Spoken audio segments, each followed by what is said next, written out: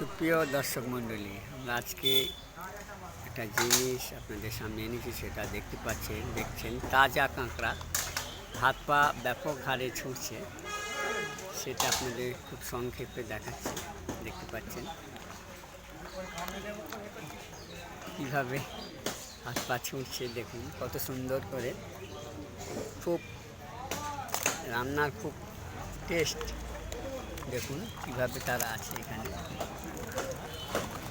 বেশ পাটজাক দেওয়া বলে সেরকমভাবে তারা সব বসে আছে, বেশ বড় বড় সাইজের।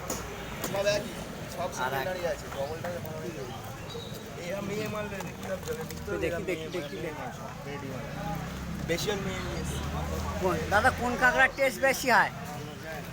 এই যে মেয়ে কাঁকড়ার টেস্ট সব থেকে বেশি হয়, সব থেকে টেস্ট বেশি।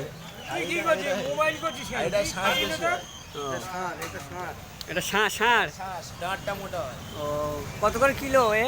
600 টাকা কিলো। 600 টাকা। ও কোথা থেকে এনেছেন? এটা মালঞ্চ থেকে এসেছে। মালঞ্চ। ও আপনি কি এই ব্যবসায় করেন? এই ব্যবসা করে উপর কাজ করি, সব একসাথে করি। সব একসঙ্গে করেন। উপর কাজের অবস্থা খারাপ বলে আপনি এই ব্যবসাটাও করছেন? আচ্ছা আচ্ছা, এই ব্যবসা কি নূতন নাকি? নূতন। আচ্ছা, প্রিয় দর্শক মণ্ডলী, দেখুন এখানে অনেক ক্রেতা আছে, কাঁকড়া কিনবে সেই চাঁদপুর বাজারে। দেখুন কত কত বড় বড় দাঁড়। ছেড়ে দিও না। না ছাড়বো না, সেটা দেখাচ্ছি। দেখুন দাঁড় কোথায় গেল? দড়ি দিয়ে বাঁধা আছে, বাঁধা না থাকলে খুব বিপজ্জনক হয়ে যাবে। হ্যাঁ, কামড়ে নেবে, একে কামড়ে নেবে। হ্যাঁ, 600 টাকা কিলো বলছে না? আচ্ছা আচ্ছা, কখন গিয়েছিলেন বাজারে? কালকে গিয়েছিলাম। কালকে গিয়ে আজকের বিক্রি হচ্ছে। আচ্ছা, ঠিক আছে। সম্মানিত দর্শক, আজকের এই ছোটো করে এই পরিচয় দেখালাম। আপনি কি কাঁকড়া কিনেছেন? আমি কিনবো ভাবছি।